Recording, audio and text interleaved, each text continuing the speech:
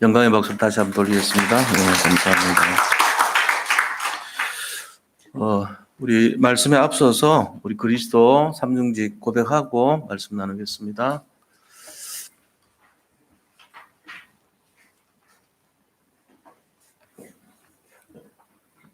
네, 고백드립니다. 주는 그리스도시요 살아계신 하나님의 아들이십니다. 그리스도는 하나님을 만나는 길이 되십니다. 죄와 저주에서 해방이 되십니다. 사단을 이긴 승리가 되십니다. 그리스도는 하나님을 만나는 길이 되시며 내 모든 삶의 주인이 되십니다. 죄와 저주에서 해방이 되시며 나에게 죄와 저주에서 해방을 주셨습니다. 사단을 이긴 승리가 되시며 나에게 사단을 이길 권세를 주셨습니다. 예수님이 나의 모든 문제 주인이 되어주시고 지금 성령으로 역사하여 주시옵소서. 창세기 3장으로 말미암아 가문 가정을 통해서 나에게 내려오는 모든 저주가 예수님의 이름으로 꺾이게 하시고 마음과 생각의 해방을 받게 하옵소서. 나의 모든 문제 배후의 역사는 악한 영은 예수 그리스도의 이름으로 명하노니 지금 떠나갈지어다. 모든 문제 해결자이신 예수 그리스도의 이름으로 기도합니다. 아멘. 요한복음 1장 14절 말씀이 육신이 되어 우리 가운데 거하심에 우리가 그의 영광을 보니 아버지의 독생자의 영광이요 은혜와 진리가 충만하더라. 고린도전서 15장 3절에서 4절 내가 받은 것을 먼저 너에게 전하노니 이는 성경대로 그리스도께서 우리 죄를 위하여 죽으시고 장사 지낸 바 되셨다가 성경대로 사흘 만에 다시 살아나사. 아멘. 네, 오늘 우리 신명기 28장 1절에서 14절의 이 말씀을 통해서 유일성의 축복이라는 제목으로 말씀을 나누고자 합니다. 우리 서로 인사 나누겠습니다. 그리스도는 완전하고 충분하고 모든 것입니다. 유일성의 축복을 누립시다. 유일성의 축복을 전달합시다. 우리가 하나님 자녀인데 하나님 자녀인 우리는 이미 유일성의 축복을 받았습니다. 그런데 그리스도께서 우리의 인생 중요한 문제 세 가지를 해결하셨기 때문에 우리가 그 내용을 잘 알고 있죠. 하나님 떠난 문제, 제 문제, 사탄의 문제예요. 하나님 떠나서 우리가 가는 길이 이제 지옥 배경이 됐죠. 근데 그 문제를 해결해 주신 거예요. 천국 배경으로 살아요, 저희는. 그리고는 둘째는 제 문제 때문에 나오는 것이 재앙이에요. 재앙으로 말미암아서 우리가 하는 일마다 잘 안 되고 어려움 당하고 하는데 그거를 해결해 주신 거예요. 세 번째는 사탄 문제 때문에 이 모든 어려움의 근본 원인이 우리가 사탄의 종로로 하면서 살기 때문에 그런 건데 여기서 해방을 시켜주셨단 말이에요. 그래서 이 세 가지가 그리스도의 삼중직이라 그러죠. 하나님을 만남으로써 참된 선지자로 오셔서 지옥 갈 사람들을 해방시켜 주시고 참된 제사장으로 오셔서 모든 사람의 제 문제, 재앙 문제를 꺾으셨단 말이에요. 그리고 참된 왕으로 오셔가지고 사탄의 종노릇하고 거기에 매어 사는 사람들을 머리를 깨뜨리신 그리스도께서 해방시켜 주셨죠. 그래서 이 세 가지가 우리한테 있는 유일성의 참된 축복이에요, 사실은. 그러니까 사람들이 뭔가 딴 데서 자꾸 찾으려고 하거든요. 기준이 내 관점이라면 내 기준. 내가 보는 기준으로 딱 정해놓고 내 틀을 가지고 이거는 응답이고 이거는 응답 아니고 이렇게 본다고요, 사실은. 근데 이제 그게 하나님 기준으로 바뀌면 풍부한 것도 응답이고 빈곤한 것도 응답인 걸 알게 되죠. 실제적으로는 그렇습니다. 우리가 그때 당시는 그게 응답이 아닌 것처럼 보일지는 몰라도 실제적으로 보면은 참된 응답과 거짓 응답이 구분이 돼야 됩니다. 왜냐하면은 우리가 응답이라고 하는 것이 나중에 보면은 그게 응답이 아닐 수가 있어요. 또 우리가 응답이 아니라고 생각했던 것이 하나님 입장에서 보면은 아주 큰 응답일 수가 있다는 것입니다.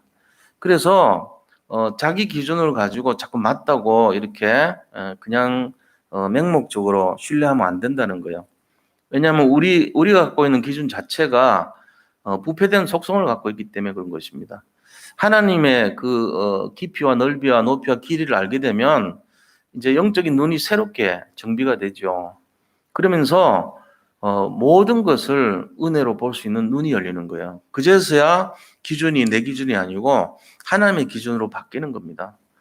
그래서 결론적으로 말씀드리면 구원받은 하나님 자녀는요, 모든 것이 응답이고 모든 것이 축복이라는 사실을 알아야 됩니다. 왜냐하면 그리스도가 이미 우리와 함께 하기 때문에 그런 거예요. 그래서 이때 우리가 생각해야 될 것이 우리 기준과 우리의 관점을 버리라는 거예요. 그게 아니면 계속 갈등하거든요. 그래서 이 축복, 이 응답을 누리고 알 때 흑암이 꺾이게 돼 있고 그 다음에 재앙이 떠나가죠. 사단이 무릎 꿇고 떠나가니까 배경 자체가 천국 배경이 돌아오는 거예요. 그래서 여기서부터 이제 시작을 하는 거죠. 그때 하나님이 덤으로 주시는 응답들이 우리의 기준으로 생각했던 그런 응답들이 덤으로 오는 거예요. 본론은 그리스도가 응답이에요. 우리 그걸 잘 알고 계셔야 됩니다. 그래서 무슨 그리스도가 응답이냐? 그리스도 응답돼도 나는 여전히 너무나 힘들고 정말 고달픈 인생인데 이렇게 생각할지 모르지만 오늘 유일성의 축복이 뭔가를 결론 내는 날이 되시기를 바랍니다. 이게 시작돼야 돼요. 저도 오늘 너무 감사한 게 저희 그 아버지가 이제 계속 그 불교 믿었던 분이고 또 불교 신도 회장을 했던 그런 분이잖아요. 연세가 지금 91세인데 오늘 교회를 가요. 지금 이렇게 보니까. 그러니까 지금 근데 이제 기도를 하고 있어. 갈지 안 갈지 모르는 거야 아직. 지금 같은 시간이기 때문에 내가 확인을 못 해.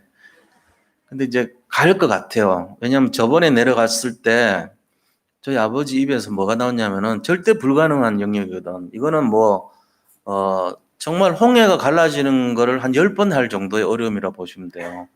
그런 분인데 우리가 전 믿는 가족들이 다 집중해서 기도를 하고 있잖아요. 24시 기도합니다, 진짜로. 막 릴레이 기도하듯이. 근데 그 아버지의 그 심령 속에 뭐가 들어갔냐니까요. 25시가 들어갔더라고요. 제가 본 거예요. 우리 아버지가 그렇게 평생 90평생을 절대로 신뢰하지 않았던 그 하나님의 능력을 고백하더라는 거예요. 25시거든요. 그러면서 이렇게 뭔가를 본 거예요. 우리 아버지 눈에. 뭔가 있다는 거죠. 근데 그거를 말은 안 해요. 그런데 그런 부분들을 제가 보면서 참 감사한 마음을 가졌거든요. 그래서 저는 개인적으로는 우리 아버님이 실제적으로 교회를 가서 예배도 드리고 유일성의 축복을 좀 받았으면 좋겠어요. 왜냐하면 그 유일성의 축복이 막 병 고쳐지고 막 부자가 되고 뭐가 되고 이런 것보다는 내 심령 속에 그리스도가 들어오는 걸 말하는 거예요. 이게 가장 큰 축복이거든요. 이게 유일성의 축복이란 말이에요. 그래서 저는 이제 오늘 또 아까도 계속 기도하고 왔어요. 하나님, 우리 아버지 나중에 또 이 메시지 들으시거든요. 들으신데 우리 마음 다 아시죠, 아버지가. 우리가 그렇게 한다는 거 다 알고 계세요. 근데도 늘 여의치 않고 마음 깊숙이 부정했던 그 부분이 오늘 좀 녹아지는 날 됐으면 좋겠다 싶습니다. 그러니까 우리가 진짜 축복이 뭔지를 제가 말씀드리려고 하는 거예요. 세상에 있는 값어치 있다고 생각하는 그런 세상 가치는 영원한 축복이 아니라는 거예요. 잠시 있다가 사라지는 축복이죠. 근데 진정한 축복은 내 속에 그리스도가 있다는 것이 가장 큰 축복이라는 사실입니다. 여기서부터 이거를 누리지 못하면은 결국은 무너지게 돼 있어요. 아무것도 안 돼요. 되는 것 같지만 안 되게 돼 있다니까요. 왜냐하면 근본이 안 바뀌어서 안 돼요. 그래서 근본이 바뀔 때부터 응답이 실제적으로 시작이 되는 거예요. 그래서 하나님이 이 축복에 대한 비밀이 뭔가 오늘 그거를 한번 살펴보는 시간을 가지려고 합니다. 그래서 본론 들어가서요. 첫 번째로 유일성의 축복을 받기 위해서는 우리가 어떻게 해야 되는가? 이게 이제 성경에 나와 있단 말이에요. 유일성의 축복을 받으려면 어떻게 해야 되냐 하는 거예요. 오늘 1절을 보니까요. 거기에 자세하게 설명이 되어 있어요. 뭐라고 되어 있냐면 내가 내 하나님 여호와의 말씀을 삼가 듣고 내가 오늘 너에게 명령하는 그의 모든 명령을 지켜 행하면 여기까지요. 행하면 그 다음에 내 하나님 여호와께서 너를 세계 모든 민족 위에 뛰어나게 하실 것이다 그랬습니다. 다시 말하면은 우리가 보는 관점의 유일성의 축복이라고 하는 것은 이 부분이거든요. 세계 모든 민족 위에 뛰어나게 하실 것이다. 그러니까 이제 이게 10% 안에 들어가는 것이고 1% 안에 들어가는 것이고 0% 안에 들어가는 그 응답을 말하는 거예요. 근데 그 조건이 세 가지 얘기했어요, 지금. 뭐라고 얘기했냐면은 여호와의 말씀을 듣고 첫째는 그다음에 명령하는 명령을 지키고 그다음에 그 명령을 행하면 이렇게 한단 말이에요. 이 듣고 지키고 행하면 이 세 가지가 유일성의 축복을 받는 기준이라는 거죠. 근데 이 말씀을 듣고 지키고 행한다는 말은 결국은 뭐냐면은 이 말씀이 기록된 말씀이지만 언약을 말하는 거예요. 그래서 여기서 말하는 말씀이라는 것은 바로 그리스도를 말한다고 볼 수 있죠. 아까도 우리 요한복음 1장 14절 암송을 했잖아요. 말씀이 육신이 되어 독생자 이 땅에 거하신데 그게 독생자 영광이라고 그랬거든요. 그러니까는 말씀이 육신이 되어 여기에 오셨다는 거죠. 그게 그리스도라는 거예요, 바로. 그러니까 그리스도는 말씀이 이 땅에 실현된 거죠.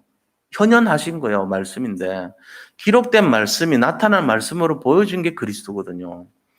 우리는 기록된 말씀을 듣고 지키고 행하라는 거예요. 그러면은 그게 그리스도 따라가는 삶이라는 거예요. 그럼 뭐 한다고요? 유일성의 축복이 임한다는 거죠. 이게 그 말이에요. 그러니까 우리가 우리 속에 그리스도 임했다는 것을 가장 큰 응답으로 보면은 더 이상 바랄 게 없는 인생이 되는 거예요. 그래서 이런 내용을 말씀을 왜 들으라 그러냐? 모든 말씀을 들으면서 우리가 변화가 되는 거예요. 우리가 뭐가 변해요? 우리 속에 있던 옛틀, 각인 뿌리 체질이 바뀌는 거죠. 그 다음에 말씀을 지키라 그랬어요. 그래서 요한계시록 1장 3절에 보니까 이 하나님 복음의 말씀을 듣는 자와 그 다음에 지키는 자와 듣는 자와 읽는 자, 듣는 자, 지키는 자가 복이 있다 그랬거든요. 말씀을 일단은 읽고 듣고 지켜야 되는데요. 근데 이제 갈수록 좀 더 구체적으로 설명하는 거거든요. 읽고 그다음 또 듣고 지키라. 제일 어려운 게 지키는 거예요, 사실은. 그래서 지키는 거에 대한 부분을 어떻게 얘기했냐면요. 두 가지 설명했는데 야고보서 2장 17절에는 보니까 행함이 얻은 믿음은 그 자체가 죽은 것이다. 이렇게 말해놨어요. 우리 행동을 하라는 거죠.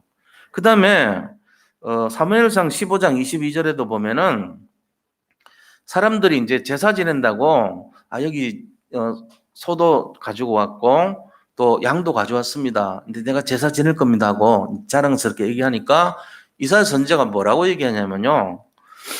여호와께서 번제와 다른 제사를 그의 목소리를 청정하는 것을 좋아하는 것 같이 좋아하시겠는가? 이렇게 물어요. 이 말이 어려운데요. 제사 지내는 것보다는 말씀 듣는 거 좋아하는 것처럼 제사 지내는 거 좋아하시겠니? 이 말이에요. 그러니까 말씀 듣는 걸 더 좋아하신다는 뜻이에요. 그래서 뭐라고 얘기하셨냐면요. 순종이 제사보다 낫고 그랬어요. 순종이란 것은 말씀 듣는 것을 말해요. 말씀 듣는 것이 제사보다 낫고 수량의 기름보다 나으니 그랬어요. 그러니까 듣는 것이 수량의 기름보다 나으니 말씀을 청종이라는 게 들어서 순종하는 걸 청종이라고 그러잖아요. 들을 청자니까 그죠? 이 말씀을 순종하고 청종하는 것이 제사 지내는 것보다 낫다 이 얘기예요. 그러니까 우리가 이 부분을 알면 말씀을 처음에 이 듣고 지키고 행하라 이 말씀을 잡을 때 뭐 한다고요? 유일성의 축복을 준다는 거예요. 세계 모든 민족 위에 뛰어난 사람이 되게 해주겠다는 거잖아요.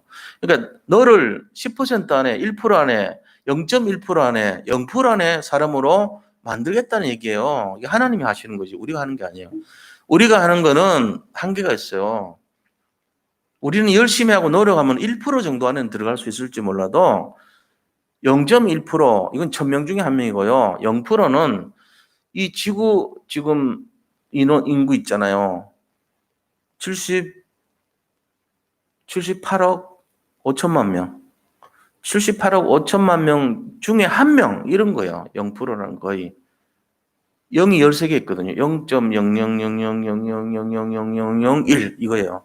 그러니까 전체 이 지구상 인구 중에 한 명. 그게 0%에 가까운 거예요. 어마어마한 사람이 돼야 돼요. 그거 하려면은. 그러니까는 그것도 악명 높은 게 아니고 굉장히 좋은 쪽으로 그런 한 명이 되라는 얘기니까 이거는 굉장한 축복이죠. 하나님이 하셔야 돼요. 그러니까는 우리가 이런 사람이 된다는 걸 세계 모든 민족에 뛰어난 이름이 되게 할 것이다. 이거는 유일성의 축복을 받을 것이다. 이 얘기인데 어떻게 할 때요? 말씀을 듣고 지키고 행할 때 알고 보면은 그리스도를 내가 믿고 누릴 때 그렇다는 얘기예요. 그 이미 우리는 우리 속에 그리스도 와 있어요.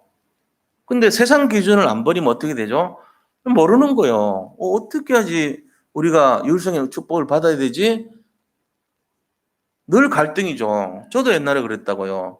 내가 예수님은 믿었는데 왜 응답이 없지? 내가 예수님은 믿었는데 왜 이렇게 힘들지? 이런 게 자꾸 갈등이 있더라고요. 예수님 믿으면 뭔가 바뀌어야 되잖아요. 예수님 믿고 있으면 내가 뭔가 달라져야 되잖아요, 현실이. 뭔가 이렇게 좀 회복이 되고 응답도 오고, 전에는 안 됐던 것도 막 이렇게 문도 열리고 뭐 이렇게 돼야 되잖아요. 그게 내 기준이거든요. 이게 예틀이에요. 거기에는 뭐가 있냐면 동기와 욕심과 내가 바라는 희망상 그리고 주로 물질적인 축복, 명예심, 그다음에 또 성공적인 인생 이런 것들이 막 복합되어 있는 거예요. 근데 결국은 이게 뭐냐? 알고 보면 우상이란 말이에요.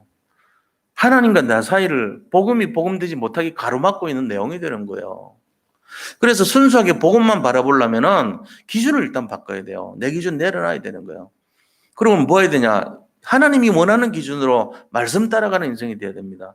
결국은 말씀은 복음이고 말씀은 그리스도를 말해요. 그러니까 그리스도 따라가는 인생이고 복음 따라가는 인생이 되어야 되는 거예요. 그때 나타나는 응답이라는 것이 내 기준이 아니라도 우리는 따라가야 됩니다. 그걸 잘 알고 있어야 되거든요. 그러니까 이 부분이 안 되면은 영적인 서밋이 못 돼요. 영적으로 최고가 되고 영적으로 응답을 탑이 돼야 되는데 늘 영적 상태가 갈급한 상태가 돼 있단 말이에요. 그래서 우리가 이런 부분들을 잘 인도를 받아야 됩니다. 자, 그러면은 이제 큰 두 번째로요. 자, 이 유일성의 응답을 실제적으로 하나님이 성취하시는 모습이 어떤 거냐는 거예요. 이것도 세 가지로 나타나요. 유일성의 축복이 나타나는 모양이 뭔지를 알아야 될 거 아니에요. 실제로 이게 현현되는 거, 실제로 실상에 나타나는 거, 이게 세 가지가 있어요. 첫째는 복음을 소유하는 축복입니다. 복음 가진 축복이 제일 큰 축복이에요, 먼저가. 이걸로 이제 결론 내야 돼요. 아, 내가 복음을 갖고 있구나. 내가 예수님을 소유했구나. 내가 정말로 말씀을 간직하고 사는구나. 이 같은 말이란 말이에요. 이게 축복이란 걸 알고 있어야 돼요. 에이, 뭐, 예수님 믿는다고 뭐가 달라져? 내가 말씀, 알고 있다고 뭐 세상이 변해? 내가 복음 소유했다고 뭐 현장이 바뀌어? 이런 생각하면은 그게 저주예요. 그러니까 축복의 그릇이 어떤 거냐면은, 아, 내가 소유하고 있는 것이 138. 이게 어마어마한 거구나. 이거 알고 있으면 돼요. 138이 말씀이고, 138이 복음이고, 138이 성삼위 하나님이잖아요. 삼일체 하나님이 138이에요. 1은 그리스도를 말하고 3은 3절 하나님의 나라가 임했다는 거고 8은 1장 8절 성령의 충만함을 말하잖아요. 그러니까 이거를 우리가 최고의 축복으로 알고 있어야 된다는 거예요. 그게 첫 번째고 두 번째는 바로 뭡니까 이 그 복의 근원. 우리가 내가 복의 근원이구나. 이걸 알고 있어야 돼요. 아브라함이 부름 받았을 때 너는 복이라 그랬잖아요. 복의 근원이라고 그랬어요. 그러니까 이 축복이 있다니까요. 세 번째는 우리가 하나님과 함께하는 임마누엘의 축복이 있습니다. 그러니까 이 세 가지가 하나님이 유일성의 축복을 나타내는 방법이에요. 자, 첫 번째는 복음을 소유한 축복. 그 다음에 두 번째는 복의 근원이라는 복의 근원의 축복. 세 번째는 임마누엘의 축복이란 말이에요. 거기서부터 비롯되는 게 우리의 모든 신앙생활의 열매입니다. 삶 자체 응답이고 현장의 증거들이란 말이에요. 이거를 이제 우리가 어떻게 되는지 말씀을 통해서 확인을 해야 됩니다. 그래서 첫 번째 아까 말씀드렸던 것처럼 내가 복음을 소유했다는 것이 완전 최고 축복이에요. 그러고 나면 이제 기대를 해야 돼요. 어떤 기대를 해야 되냐? 내가 복의 근원이 됐다는 거 기대하셔야 돼요. 자, 그러면은 실제적으로 3절부터 7절까지가 이 복의 근원의 축복의 내용입니다. 한번 살펴보면요. 이렇단 말이에요. 별로 기도 안 해도, 별로 기대를 안 해도 응답이 저절로 준비되어 있어요. 이거. 왜? 복의 근원이기 때문에 우리가 별이 되잖아요. 군대에서. 대령 달고 있다가 별 돼버리면은 별 자체가 가만히 있어도 오는 축복이 뭐 70까지인가 따라와요. 열 때면은. 다 바뀌어, 모든 게. 근데 별도 별 4개가 돼버리면 또 달라지는 거예요. 대통령 안 된 사람이 대통령 돼봐요. 갑자기 모든 게 다 달라지죠. 의전부터 모든 게 다 달라져요. 그런 것처럼 우리가 복의 근원이 되는 순간 우리는 별로 기도도 안 했는데 저절로 되어지는 자동 응답이 있어요. 자동 응답. 그게 뭐냐는 거예요. 이거는 구하지 않아도 당연히 와야 되는 응답이에요. 지금부터. 자, 3절부터 7절까지는 자동 응답입니다. 복의 근원이 받는 응답이에요. 열심히 수고하고 애쓰고 노력할 필요가 없어요. 그냥 하는 자녀만 되면 저절로 받아야 될 응답이에요. 만약에 못 받으면 기다리시면 돼요. 오게 돼 있어요. 3절 한번 보자고요. 3절에 보니까 성읍에서도 복을 받고 들에서도 복을 받을 것이며, 성읍이라는 위치와 들이라는 위치가 뭐를 상징하냐면은 성읍은 우리가 살고 있는 삶의 터를 말합니다. 들이라고 하는 것은 우리가 일하고 정말로 땀 흘리는 그 작업 현장을 말하는 거예요. 그러니까 가정이나 어떤 회사나 어떤 곳이든지 복을 받는 사람이 된다는 거예요. 복의 근원이니까 이게 점점 이제 안 있는 사람이 되어지는 거예요. 우리가 불신앙하지 말고 기대하고 살아야 돼요. 아, 내가 복의 근원이지. 아, 이 응답이 이제 오게 될 거야. 잘 안 되는 거 보여도 안 쏘가 나는 이제. 이거는 올 수밖에 없잖아. 내가 세상 말로 못 찾아먹으면 바보지. 다 줬는데. 이런 마음으로 기대하셔야 돼요.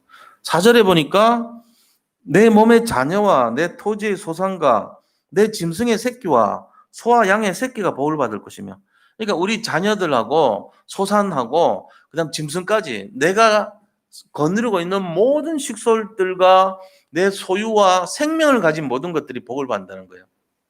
생명체가 복을 받는다는 축복이 이게 복의 근원에 소속돼 있으니까, 내가 복의 근원이니까 나하고 관계되는 사돈의 8촌까지 복 받게 돼 있어요. 그러고는 뭐합니까? 5절에 보니까 내 강주리와 떡반죽 그릇이 복을 받을 것이며, 강주리하고 떡반죽 그릇이란 말은 우리가 먹고 있는 어떤 그런 산업 있잖아요. 식생활 하는 내용을 말하는 거예요. 떡반죽 그릇에서 빵 만드는 거 아닙니까? 그냥 광주리에 먹을 거 가득하게 채워놓잖아요. 열매를 채우는 것이 광주리죠. 그러니까 내 산업에 축복해 준다는 말을 하나님이 계속 설명하고 있어요. 한 4번, 5번 반복해요, 계속. 그리고는 6절에는 내가 들어와도 복을 받고 나가도 복을 받을 것이니라. 들어가고 나가는 모든 출입에 다 복 받는다는 거예요. 이 반대는 뭘까요? 들어와도 저주가 임하고 나가도 저주가 임하는 것이죠. 그러되면 안 되잖아요. 움직이는 게 겁나죠. 들어와도 복을 받고 나가도 복을 받게 된다는 거예요. 우리 인생을 이제 기대해야 되죠. 이거 갖고 사는 거예요. 자, 복의 근원이니까 7절에는 여호와께서 너를 대적하기 위해 일어난 적군들을 내 앞에서 패하게 하시리라. 그들이 한 길로 너를 치러 들어왔으나 내 앞에서 7길로 도망하리라. 다시 말하면은 언약의 자녀들을 공격하고 어렵게 만드는 사람들은 그 결국 뭐예요? 마귀 자녀죠. 흑암의 세력들이 왔다가 한 길로 왔지만 7길로 도망간다는 거예요. 지금 요즘 코로나19가 어떻게 보면 흑암 아닙니까? 어떻게 보면은. 그게 우리를 힘들게 하고 경제를 어렵게 만들고 하는 것마다 뭔가 이렇게 자꾸 어렵게 하죠. 그런데 하나님은 어떻게 한다고요? 이거를 다 막아주신다는 거예요. 보호해 주신다는 거예요. 이거를 절대 보호라 그럽니다. 이유는요, 우리가 복의 근원이기 때문이에요. 자, 작은 세 번째로 임마누엘 축복은 어떤 거냐 이거죠. 임마누엘은 그냥 하나님이 우리와 함께하는 게 아니고 하늘 보좌에 가장 큰 능력을 가지신 그 하나님이 우리와 함께하는 거예요. 이걸 알고 계셔야 돼요. 그러니까 이 세상에 없는 최고의 능력을 소유한 분이 우리와 함께 하시는 거예요. 그 능력이 지금 8절부터 13절까지 기록되어 있습니다. 자, 8절에 뭐라고 되어 있습니까? 임마누엘 능력 첫 번째, 여호와께서 명령하사 내 창과 내 손으로 하는 모든 일에 복을 내리시고 내 하나님 여호와께서 내게 주시는 땅에서 내게 복을 주실 것이며, 산업에 대한 응답을 또 강조했어요. 두 번 지금 얘기하고 있는 거예요. 그죠? 그 다음에 9절에는 여호와께서 내게 맹세하신 대로 너를 세워 자기의 성민이 되게 하시리니 이런 내가 내 하나님 여호와의 명령을 지켜 그 길로 행할 것임이니라. 다시 말하면은 하나님의 자녀가 되도록 해준다는 거예요. 요한복음 1장 12절 보니까 영접하는 자, 곧 그 이름을 믿는 자들에게는 하나님의 자녀가 되는 권세를 주셨다 그랬어요. 그러니까 우리가 하나님을 믿을 때 우리 속에 그리스도 함께 하시면서 임마누엘 축복이 임한다는 거예요. 그때부터. 그러면은 이 성민이 되는 거예요. 성민이. 우리가 무슨 성민입니까? 우리는 성민 될 자격이 없는 사람들입니다.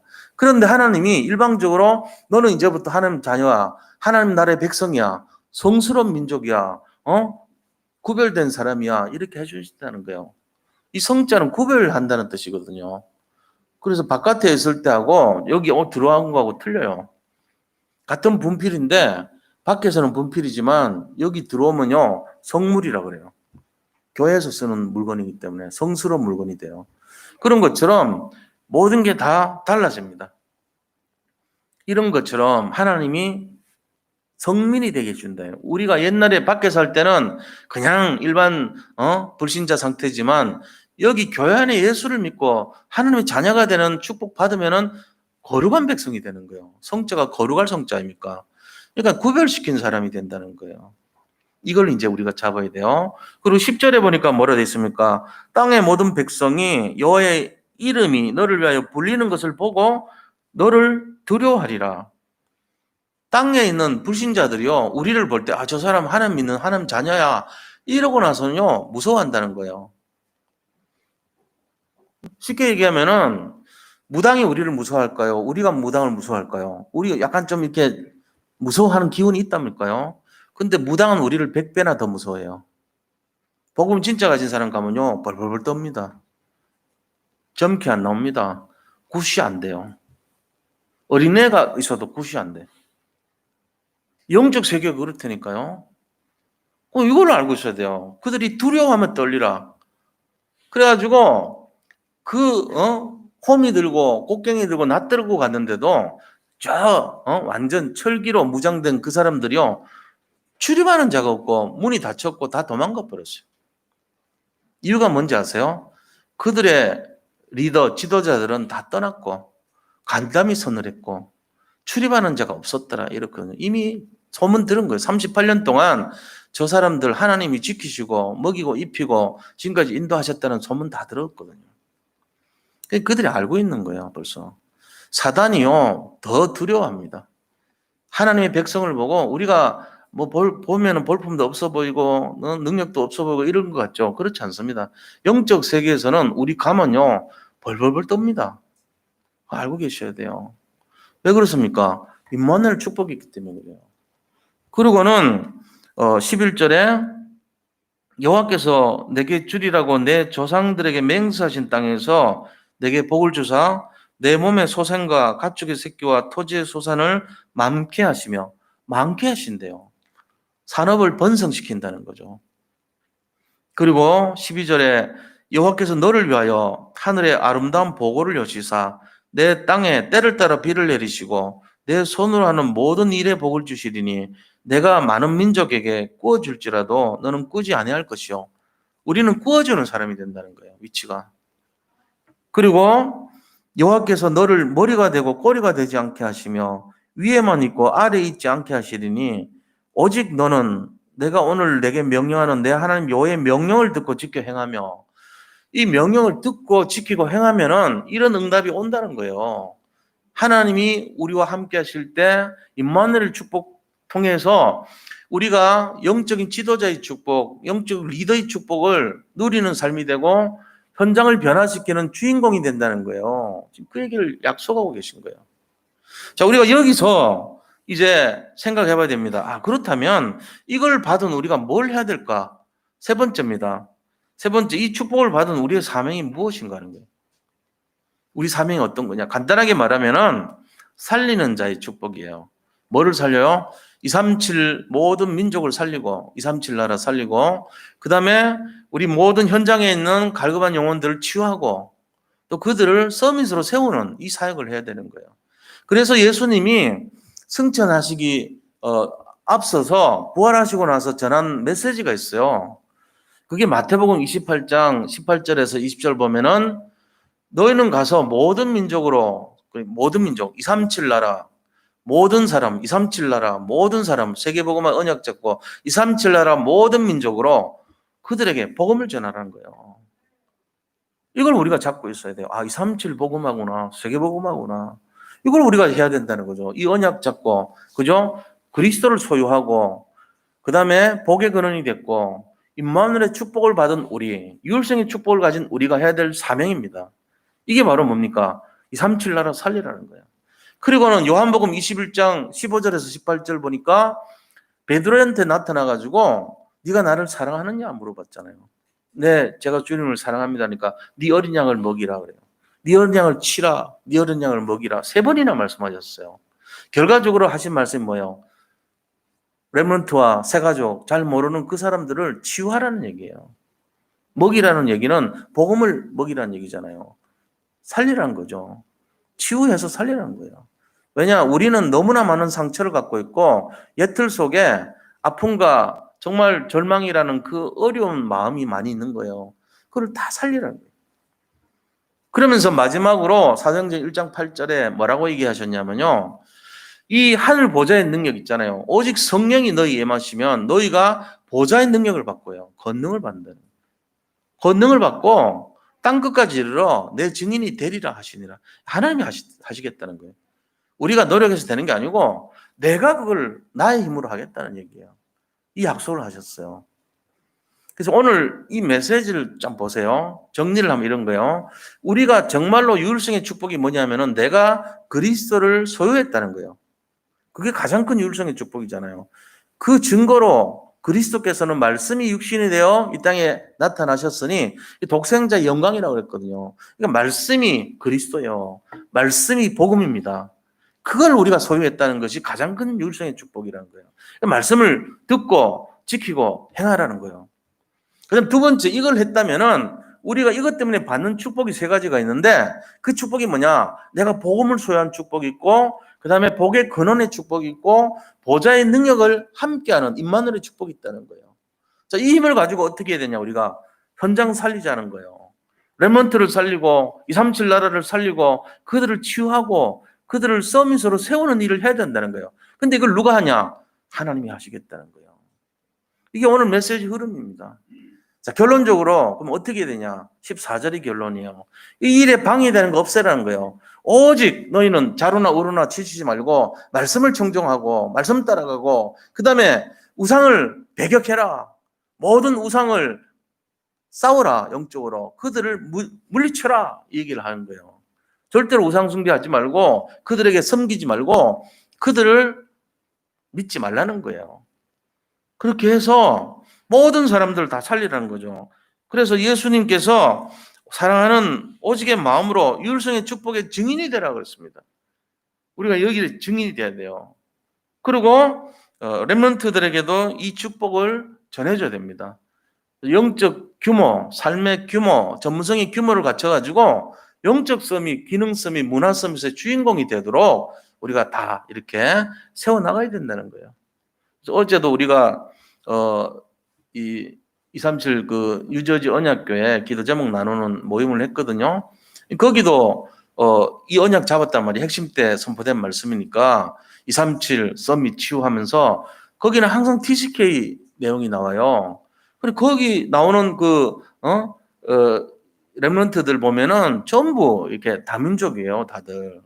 그래서 다양한 민족 색깔을 갖고 있고 거기에 있는 렘넌트들이 정말 237 나라에 씨를 뿌릴 수 있는 그런 사람들이더란 거예요. 우리도 마찬가지입니다. 우리 후대들 여기에 내가 일평생 이들을 위해서 정말로 기도해주고 이들이 성장하는데 배경이 되고 발판이 되고 살려야 되는 거예요. 그렇게 해서 실제적으로 이들이 미래 주역이 될 수 있도록 우리가 살고 있는 이 시대에 미래는 이들 손에 담겨 있거든요. 그걸 알고 그것을 위해서 늘 기도하고 우리가 인도를 받아야 될 줄 믿습니다. 우리 산돌 예비교회도 이 시스템으로 237 시스템, 또 치유 시스템, 서밋 시스템으로 날마다 승리하는 주역들이 다 되시기를 바랍니다. 기도하겠습니다. 하나님 감사합니다. 오늘 주신 유일성의 축복의 말씀을 잘 인도받고 정리해서 실제적인 삶 속에서 우리가 이걸 적용하고 누리기를 원합니다. 그래서 정말로 우리 자신이 기준이 되지 말게 하시고 언약이 기준이 되고 복음이 기준이 되고 하나님 기준 되어서 정말 237 나라 살리고 아버지 치유하고 서밋할 수 있는 증인의 삶을 살 수 있도록 인도하여 주옵소서. 예수 그리스도 이름으로 기도드립니다. 아멘. 우리 이 시간에 합심해서 좀 기도하기를 원합니다. 우리 정말 강단의 이 말씀이 그대로 성취되기를 기도해 주시고요. 한 주간에 우리 삶의 방향이 될 수 있도록 함께 기도하기를 원합니다. 모든 불신앙을 꺾어주시고 우리 교회가 실제적으로 부흥되고 정말 응답이 누려지는 교회가 될 수 있도록 같이 기도를 부탁을 드립니다. 그렇게 해서 237 나라 살리고 또 서밋, 치유 서밋의 응답을 누리는 그러한 교회가 되어서 렘넌트를 살리고 또 이 현장을 살릴 수 있는 그런 교회가 될 수 있도록 합심해서 기도했으면 좋겠습니다. 또 영성 훈련이 있습니다. 위에서 우리 합심해서 기도했으면 좋겠습니다. 함께 기도합니다. 하나님 감사합니다. 우리 산돌 예비교회 모든 성도님들을 축복해 주시고 강단의 말씀을 잡고 날마다 예배자의 정말 축복을 누리며 말씀 따라가는 응답을 누리게 하여 주옵소서. 그래서 이 교회를 통하여서 237 나라 살리고 모든 렘넌트를 치유하고 또 서밋으로 세울 수 있도록 모든 성도님들이 또 치유되어서 서밋으로 성장하여서 또 다른 사람들을 재창조할 수 있도록 하나님께서 함께 하시고 역사하여 주시옵소서. 그래서 아버지 이 교회가 날마다 부흥이 되고 또 정말로 모든 흑암 권세가 틈타지 못하도록 역사하여 주시기를 원합니다. 아버지 하나님, 우리 렘넌트들을 축복하여 주시옵시고 이번에 수능이 이제 끝났습니다. 새로운 아버지 시간표를 따라서 성령인도 받을 수 있도록 역사하시고 우리 모든 진로를 통해서 학업에 열중하는 모든 렘넌트들의 미래를 인도하시고 세밀하게 역사해 주셔서 그들이 아버지 하나님 정말로 성령인도 받아서 하나님의 나라의 주역이 될 수 있도록 역사하여 주시옵소서. 또한 우리 모든 성도님들, 어렵고 힘든 분들, 질병에 걸려있는 분들, 또 경제적인 어려움에 걸려있는 모든 분들을 아버지 하나님께서 치료하시고 회복하시고 인도하여 주시기를 원합니다. 합력하여 선을 이루게 하여 주옵소서. 아버지 말씀으로 능력으로 함께하사 모든 아버지 불신앙이 꺾이고 현장이 변화되며 새 힘을 얻어서 정말로 하나님의 나라가 날마다 확장될 수 있도록 인도하여 주옵소서. 이번에 영성훈련이 준비되는 가운데 있습니다. 다음 주부터 시작되오니 주님께서 함께 하시고 우리 모든 성도님들 열려진 마음으로 아버지 정말 복음 개인화의 축복 누릴 수 있도록 마음껏 역사하시고 축복하여 주옵소서. 모든 것을 감사드리며 예수 그리스도 이름으로 기도드립니다. 아멘.